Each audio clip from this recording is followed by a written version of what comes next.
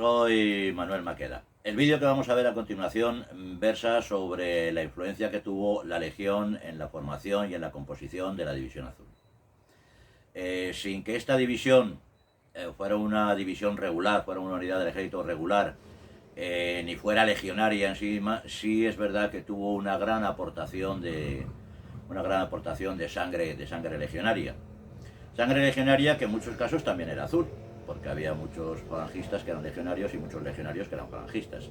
La conversación versa sobre todo, va dirigida sobre todo por Gustavo Morales, periodista, antiguo jefe nacional de Falange Española y además fue legionario. Asimismo también entran otros componentes de un grupo, porque este es un vídeo que se sacó hace tiempo ya. Era un audio más que un vídeo de una entrevista que se les hizo con motivo de un programa que hice que se llamaba La Isba del Guripa. Bueno, sin entreteneros más, os dejo ver el vídeo. Gracias, hasta luego. Este tercer bloque le hemos titulado Legionarios en la División Azul y se lo tengo guardado a Gustavo un poco porque ha escrito como ello.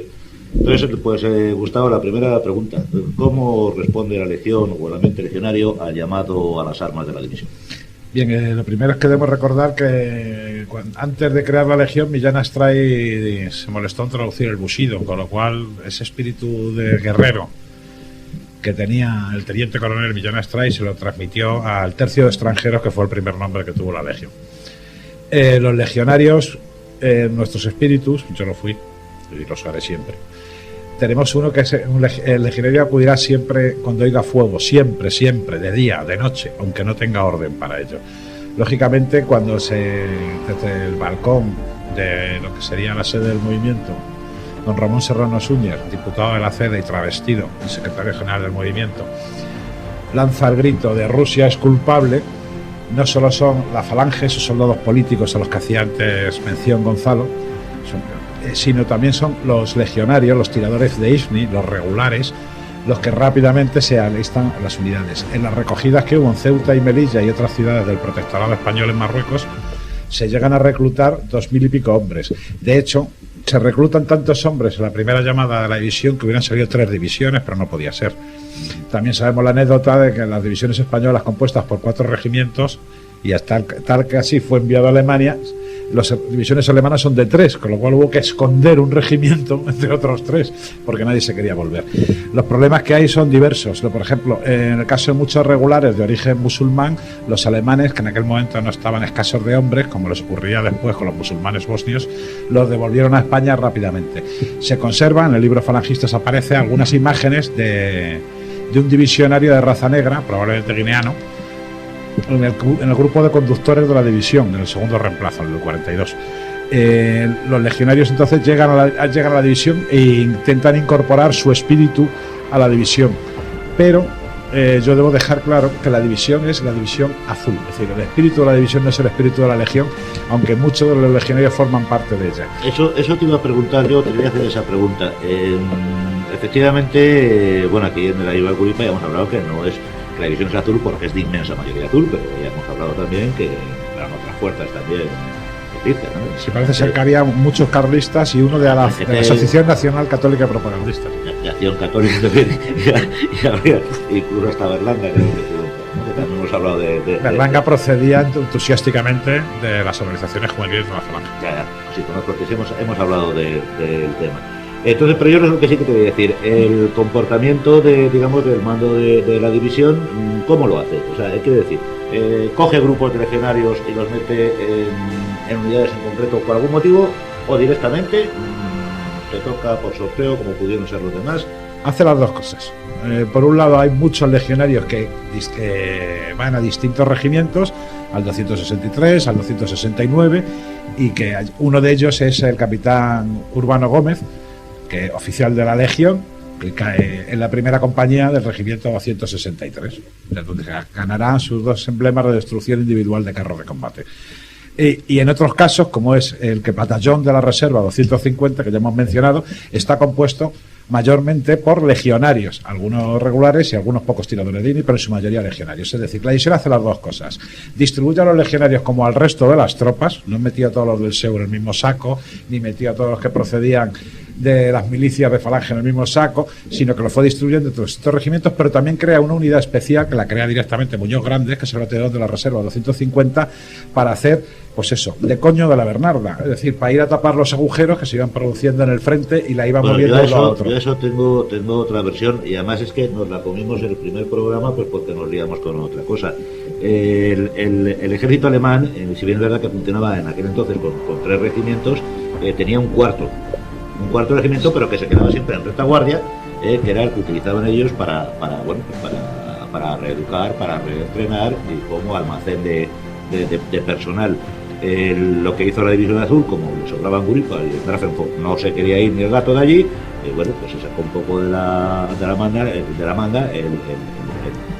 batallón de depósito 250, que era como el de reserva, que digamos, nosotros llevamos la reserva, pero la llevamos incorporada. Pero estás hablando de batallones, no de regimientos, recordemos. Sí. O sea, un batallón está compuesto por 3-4 compañías, un regimiento son 3.000 hombres. Sí, son 3 batallones, 3 batallones más servicios. Disculpadme un momento porque quiero hacer una salvedad. El capitán Urbano Gómez García, como ha dicho muy bien, Gustavo procedía de la Legión, pero a su vez también había sido componente de la vieja guardia de Falange de León. O sea, que se daban las dos paradojas. También quiero hacer un honor también al azul que podía llevar Urbano en su corazón. Y lo llevaba. Bueno, y lo llevaba porque el banderín que lleva Urbano Gómez lleva los colores de Falange y se lo había entregado a su madrina de guerra, que no era otra que Pilar Primo de Rivera. Correcto. Bueno, es un hombre perfecto. Yo sigo contando un poco la historia de la tía Bernarda, porque en principio todos los divisionarios pues hasta con malos ojos, estos somos enchufados, esto no va a ningún lado, estos vienen aquí para ver cómo hacemos nosotros las cosas. La realidad fue todo lo contrario, que acabó siendo la tía Bernarda porque era la que acudía a todos los fregados. La verdad es que no se salvó de ni de uno. Bueno, haciendo este inciso que no tiene que ver excesivamente con la Legión, te dejamos continuar. Yo otra pregunta que te quiero hacer, Gustavo. ¿La División Azul incorpora el espíritu de la Legión? No, la Legión, vamos a ver, sabemos lo que es un producto físico y un producto químico. La División Azul es un producto químico que está compuesto por un 99% de falangismo y por un 1% de milicia. En el espíritu de la milicia, la Legión no es más que el máximo exponente del espíritu de la milicia. Entonces, ese producto químico que surge, la División Azul, contiene parte de la ferocidad en el combate, sobre todo buscando llegar a cortar la distancia con el enemigo para llegar a la bayoneta de la Legión, y esa voluntariedad a la que he hecho antes referencia Gonzalo, que es muy importante de soldados políticos. Yo dije cuando presentamos el libro La División Azul, una historia fotográfica, que el soldado español que combatió en Rusia sabía que iba voluntariamente, y durante todo el tiempo que estuvo allí sabía perfectamente lo que estaba haciendo y por qué lo estaba haciendo. Las tropas españolas que llegan a Afganistán no tienen la más remota idea de qué hacen allí ni por qué. Es decir, ese espíritu no solo es un espíritu legionario, ni en su mayor parte es un espíritu legionario. Es un espíritu que lo marca el general Muñoz Grandes cuando el general Varela, de infausto recuerdo, ordena que se quiten esas camisas azules que se lucían encima del uniforme. Y el general en jefe de la División Azul, Agustín Muñoz Grandes, saca por encima de su guerrera el cuello de su camisa azul y pone un yugo y flecha sobre el escudo reglamentario del ejército alemán. A partir de ese momento la división fue alegremente azul, porque esos hombres que iban a combatir a Rusia no lo hacían por una España triste y renegrida, sino una España alegre y faldicorta. Ese es el espíritu de los divisionarios. Es un espíritu joven, es un espíritu valiente, es un espíritu combativo y es un espíritu que tiene entre ellos a muchos legionarios, de los cuales algunos, como bien ha dicho Gonzalo, son falangistas. Bueno, los demás también podéis participar, ¿eh?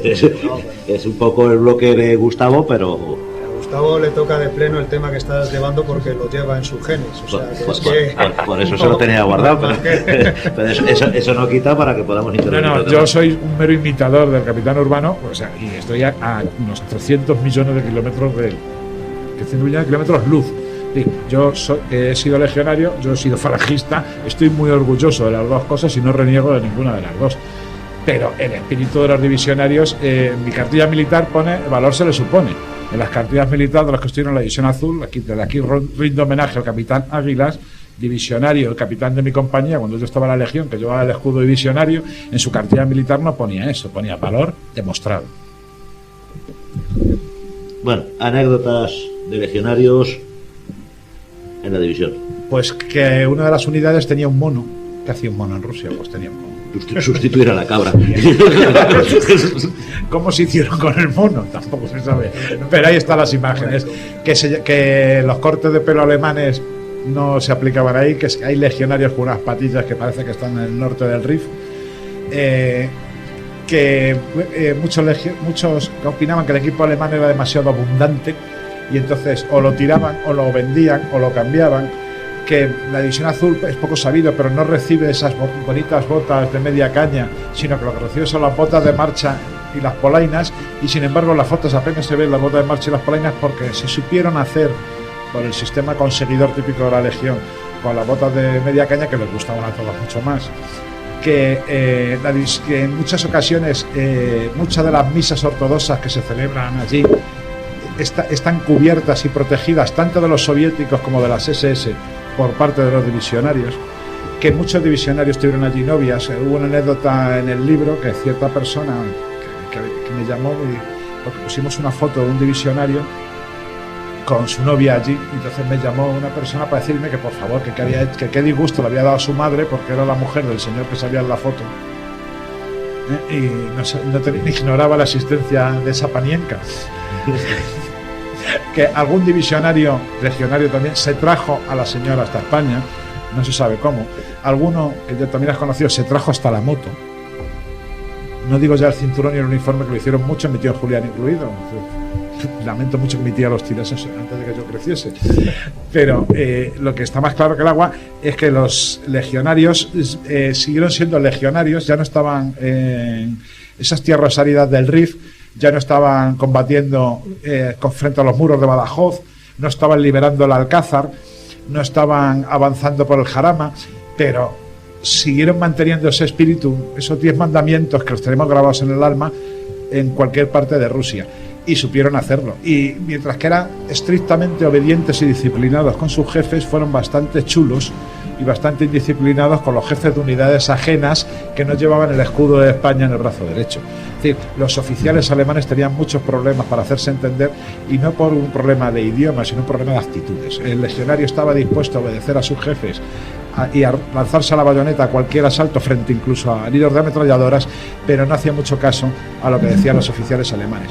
Aunque hay otros casos que no es de legionarios, pero sí de soldados españoles, como es el caso de Ángel Salamanca, cuando después de cruzar el río, un oficial alemán le increpa y le dice que por qué han abandonado a gente las trincheras y las posiciones.